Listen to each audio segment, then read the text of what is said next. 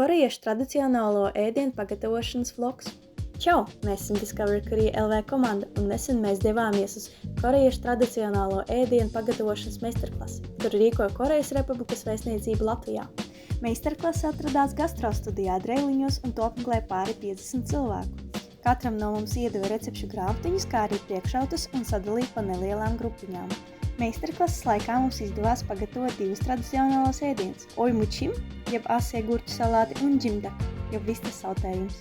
Gatavošana mums gāja diezgan raiti, jo visi soļi bija sarakstīti grāmatiņā, kā arī šajā darbā mums palīdzēja šefpavārs Kisu Lee, kā arī Korejas Republikas vēstniecības darbinieki. Meistarklase bija diezgan viegla un tā bija sadalīta 3 daļās, kur mēs novērojām, gatavojām un, protams, ēdām. Abus ēdienus mēs pagatavojām salīdzinoši ātri, apmēram stundas laikā.